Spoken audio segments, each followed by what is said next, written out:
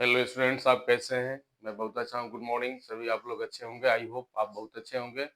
तो आज के स्टूडेंट्स टॉपिक जो है ग्रामर का बहुत इंपॉर्टेंट टॉपिक जो आपको सब कुछ सिखाया जाता है, ठीक है ना? उसके बारे में पढ़ेंगे। टेंस। टेंस एक ग्रामर के अहम चैप्टर है और जिसको हम लोग लगातार पढ़ते आ रहे हैं। पहले अभी इधर ट्वेल्थ जो रेनबो पार्ट 2 है उसका पोएट्री सेक्शन चल रहा था। पोएट्री समाप्त हुआ अभी अभी। अब मैं ग्रामर सेक्शन पर आ रहा हूँ जो आपके लिए वेरी वेरी इंपॉर्टेंट चैप्टर है।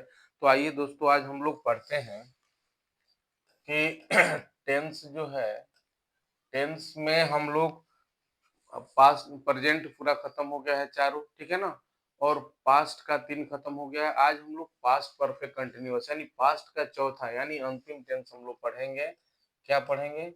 तो पास्ट परफेक्ट, ठीक है ना? पास्ट परफेक्ट कंटिन्यूअस टेंस हम लोग पढ़ेंगे, ठीक है? स्टूडेंट्स आप ध्यान देंगे, ठीक है? पास्ट परफेक्ट कंटिन्यूअस टेंस का डिफिनीशन मैं आपको बता दे रहा हूँ कि पहले इंग्लिश में समझ लीजिए, फिर हिंदी में समझ लीजिए, फिर पहचान, स्ट्रक्चर, एग्जाम्पल्स। इतना चीज आपको समझना है जो काफी सरल तरीके से आपको बताया जा रहा है, सिंपलेस्ट में बताया जा रहा है। तो पास्ट परफेक्ट टेंस में क्या कहता है definition? The action started in past, the action started in past and had been continuing in past time. It means कह रहा है कि कोई कार्य भूतकाल में शुरू हुआ और भूतकाल तक ही जारी रहा, भूतकाल तक ही जारी रहा, चलता रहा, क्योंकि कंटिन्यूअस है। कंटिन्यूअस क्या बताता है? The action was going on, the action is going on, the action will be going on, ठीक है? तो पास्ट तक ही जारी रहता है, ठीक है ना? उसको हम लोग क्या कहते हैं? पास्ट परफेक्ट कंटिन्यूअस टेंस कहते हैं, ठीक है स्टूडेंट्स? आइए अब हम थोड़ा सा इसकी पहचान जान लेते हैं, ठीक है? कि इस टेंस की पहचान क्या है, ठीक है ना?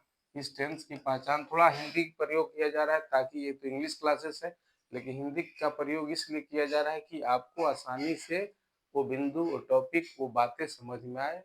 और ये एक अच्छे शिक्षक का यही गुण है कि अपनी बात छात्रों तक आसानी से पहुंचा देना, यही हमारी प्राथमिकता है, ठीक है ना? तो इसकी पहचान क्या है? इसकी पहचान है कि रहा था, ठीक है, रही थी, रहे थे, रहे थे, तथा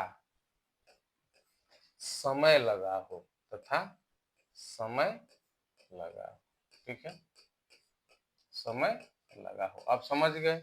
इट मीन्स कह रहा है कि समय लगा हो। अगर नहीं भी लगा हो तो आप पढ़िएगा तो लगेगा कि हाँ, ये लंबे समय की बात हो रही है, ठीक है ना? जैसे मैं यहाँ पर एक एग्जाम्पल दे रहा हूँ, स्ट्रक्चर में लिख रहा हूँ। एग्जाम्पल दे रहा हूँ कि मैं खा रहा था। मैं खा रहा था तो मैं खा रहा था, एक समय था जब मैं खा रहा था। तो इसमें समय, तो समय से हम कहीं अलग जा नहीं सकते हैं, लेकिन एक कार्य के बहुत पहले शुरू होने की बात नहीं कर रहा है। एक पर्टिकुलर टाइम का खा रहा था, होली खा गए, खा लिए, समय पूरा हो गया। लेकिन ये जो कंटिन्यूअस है, पास्ट परफेक्ट कंटिन्यूअस में क्या बोलेंगे? मैं खा रहा था, पास्ट कंटिन्यूअस मैं खाते आ रहा था। मैंने कुछ समय उसमें लगा खाने में, मैंने खाने बैठा तो खाते खाते मैं कुछ देर तक खाना खाते रहा। तो उसमें क्या लगा रहा है? समय दिखा रहा है कि हाँ, कुछ पहले से कार्य होते आ रहा था और वो समाप्त हो गया, ठीक है ना? तो देखिए स्ट्रक्चर स्टूडेंट्स इसका क्या है?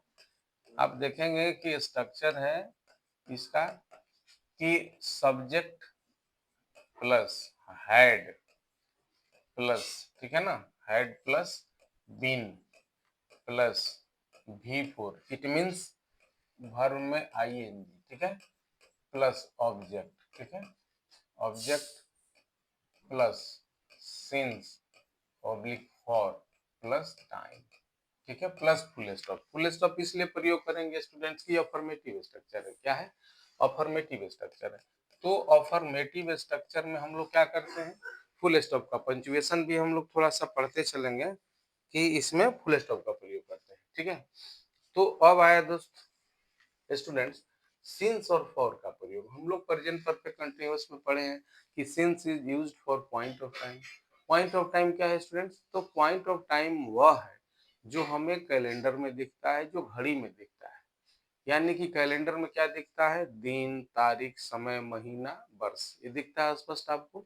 तो कैलेंडर में दिखने वाला वो हर समय वो पॉइंट ऑफ टाइम है। घड़ी में दिखने वाला 3 बज रहा है, 4 बज रहा है, 5 बज रहा है, 2 बज रहा है, शाम का समय है, दोपहर का समय है, रात्रि का समय है ना, सुबह का समय है, ये सब पॉइंट ऑफ टाइम में आता है, निश्चित काल में आता है, जिसके लिए हम सिंस का प्रयोग करते हैं। अब आइए पीरियड ऑफ टाइम क्या है? पीरियड ऑफ टाइम क्या है? 2 दिनों से, 2 वर्षों से, 10 साल से, 20 साल से, 15 साल से, 15 घंटों से, 20 घंटों से, 2 सप्ताह, 10 सप्ताह, ये जितने हैं ये सब पीरियड ऑफ टाइम है, मतलब अनिश्चित काल है, अनिश्चित समय है, इसीलिए वहां हम लोग फॉर का प्रयोग करते हैं। ठीक है, ये पहले मैं बता चुका हूँ। प्रेजेंट परफेक्ट कंटिन्यूअस में आप जाएंगे, शुरू हुआ था सिंस फॉर का प्रयोग, उसमें बताया जा चुका है। ठीक है, तो आप स्ट्रक्चर देख लीजिए। इस पर स्ट्रक्चर हो गया स्टूडेंट्स। अब एग्जाम्पल देख लीजिए। एग्जाम्पल इजी के मतलब एक्स ग्रेसिया एग्जाम्पल ही होता है। जैसे आप देखिए, मैं बता रहा हूँ क्या है कि Mohan had been preparing for, ठीक है ना, preparing for civil preparing for civil civil services civil services examination since 2005। ठीक है ना, क्या दर्शा रहा है कि Mohan had been preparing for civil services examination since 2005। यानी कि मोहन जो है सिविल सर्विसेज यानी कि लोक सेवाओं का, यानी कि लोक सेवाओं का तैयारी, यानी कि सिविल सर्विसेज यूपीएससी के संघ लोक सेवा आयोग की तैयारी 2005 से करते आ रहा था। आप समझ गए कि मोहन जो है 2005 से सिविल सर्विसेज की तैयारी करते आ रहा था। ठीक है, अब आइए दूसरा एग्जांपल मैं आपको बता देता हूँ। Shyam had been Shyam had been writing a story Shyam had been writing a story for 10 days. यानी कह रहा है कि श्याम 10 दिनों से एक कहानी लिखते आ रहा था। कहानी लिखना कब शुरू हुआ? 10 दिन पहले। समाप्त कब हुई? 10 दिन में समाप्त हो गई। तो टाइम ड्यूरेशन लगा ना इसमें। ठीक है, तो फॉर 10 डेज क्या है? कौन सा 10 दिन? कब से? इसका कोई आपको क्लू नहीं मिलता है। वो कौन 10 दिन? कभी भी 10 दिन हो सकता है, बीते हुए गुजरे हुए समय में हो सकता है। इसीलिए यहाँ पर हम लोग क्या लगाए हैं? फॉर का प्रयोग हम लोग यहाँ किए, चूंकि यह पीरियड ऑफ टाइम है। पॉइंट ऑफ टाइम क्या है? ऊपर वाले सेंटेंस में है। ठीक है ना, तो स्टूडेंट्स हम लोग 2 सेंटेंस जान गए। अब आइए हम एक अगला स्ट्रक्चर आपको बता देते हैं। क्या? तो इंटेरोगेटिव का। ठीक है ना, इंटेरोगेटिव स्ट्रक्चर में आपको क्या होता है? ठीक है, इंट्रोगेटिव स्ट्रक्चर कह रहा है कि had plus subject plus been. आपने ऊपर क्या देखा छात्र कि subject plus had plus been, यानी सब्जेक्ट के बाद आते थे। यहाँ हेड कहाँ आ गया? हेड सब्जेक्ट के पहले आ गया, बीन बाद में आ गया। यानी सब्जेक्ट की रखवाली बड़ी तत्परता से दोनों ये जो हेल्पिंग वर्ब है वो करना है। ठीक है ना, बीन प्लस V4। आप जान गए V4 का मतलब वर्ब में ING plus object plus since public for plus time. ठीक है ना, और plus question mark. Question mark is used at the last of sentence when the sentence is an interrogative. जब यदि वाक्य इंट्रोगेटिव हो, प्रश्नवाचक वाक्य हो, तो हम क्या करते हैं? क्वेश्चन मार्क का प्रयोग करते हैं लास्ट में। जानते हैं आप? आइए हम लोग अब आते हैं एग्जाम्पल पर स्टूडेंट्स, कि इसका एग्जाम्पल क्या होगा। इसका एग्जाम्पल है had had Rajan has Rajan had Rajan been going to school since 2024। क्या राजन 2024 से स्कूल जा रहा था? ठीक है, क्वेश्चन हो गया। दूसरा देखिए, had students been, had students been, ठीक है ना, had students been preparing for medical, preparing for medical, ठीक है ना, for preparing for medical for 7 years,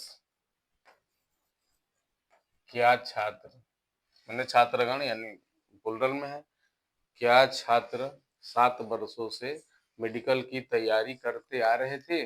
बिल्कुल, कोटा में देख रहे हैं, आज Kota is centre for medical engineering, सब बच्चे हमारे वहां जाके पढ़ रहे हैं। अब स्टूडेंट्स एक नोट में आप लोगों को मैं बता देता हूँ, ठीक है ना। नोट क्या है, तो हेडविन का प्रयोग आपने इसमें देखा ना, हेडविन का प्रयोग हमारे स्ट्रक्चर में आप देखे होंगे, हेड प्लस में। तो हेडविन का प्रयोग जब हम करते हैं तो उस कार्य को क्या बताता है, एक थोड़ा सा नोट में आप लोग ध्यान देंगे, लिटरेचर पढ़िएगा, अखबार पढ़ते होइएगा, तो आ जाता है, तो हमें थोड़ा दिक्कत होने लगती है। तो उस चीज को हम लोग थोड़ा इजी गोइंग समझ लें कि हेडविन यदि आ जाए तो क्या अर्थ लगाएंगे, हेडविन प्लस टू प्लस ऑब्जेक्ट आ जाए, ऑब्जेक्ट में नाउन या प्रोनाउन आता है, ठीक है ना। तो आप उसका क्या अर्थ लगाएंगे, एग्जाम्पल से मैं स्पष्ट कर देता हूं आपको कि कि Radha had been to Delhi, इस तरह के वाक्य आप देखें, ध्यान दीजिएगा। Radha had been to Delhi, नहीं कहते क्या आप दिल्ली उल्ली कभी गए? तो राधा जवाब दे रही कि हाँ मैं तो दिल्ली हो आई, मैं दिल्ली हो आई, मैंने जाकर फिर हम आ गए, वापस आ गए। तो इस तरह के स्ट्रक्चर हैड बीन टू, इसको ध्यान देंगे, ठीक है ना। हैड बीन टू का प्रयोग हम लोग कैसे करेंगे, देखिए इस सेंटेंस में आपको मैं बता दे रहा हूँ, हैड बीन टू दिल्ली, ठीक है ना। अब देखिए Motilal, Motilal had been to Ranchi, Motilal कह रहे हैं कि मैं रांची हो आया, मैं रांची हो आया, मैंने जाकर फिर वापस चला आया, ठीक है ना। अब देखिए Bipin Chaudhary, Bipin Chaudhary had, Bipin Chaudhary had been to Hundru falls, to Hundru falls, कह रहा है कि बिपिन चौधरी हुड्रो फॉल्स हुआ है, ऐसा नहीं है कि वो नहीं गए हैं, नहीं देखे हैं, नहीं जाएंगे, ठीक है ना। लास्ट सेंटेंस है कि we had been, we had been to America, यानी एक्शन को दर्शा रहा है कि हम लोग अमेरिका हो आए हैं, हो आए, हम लोग अमेरिका घूमकर चले आए, ऐसा नहीं कि हम नहीं गए हैं कभी। तो स्टूडेंट्स ये आपको 3 स्ट्रक्चर आपके सामने हैं जो बहुत महत्वपूर्ण है, इसे आप ध्यान देंगे, आपके भविष्य को उज्जवल बनाएगा, क्योंकि अंतर्राष्ट्रीय भाषा है, इसको सीखना बहुत जरूरी है। आने वाले दिनों में यदि हम ग्लोबल सिटीजन नहीं बन पाए तो फिर काफी दिक्कत हो सकती है, इसीलिए आप इसको पढ़िए, अपने एग्जाम में जाकर बेहिचक लिखिए और समझिए, ताकि आपके भविष्य उज्जवल हो। धन्यवाद।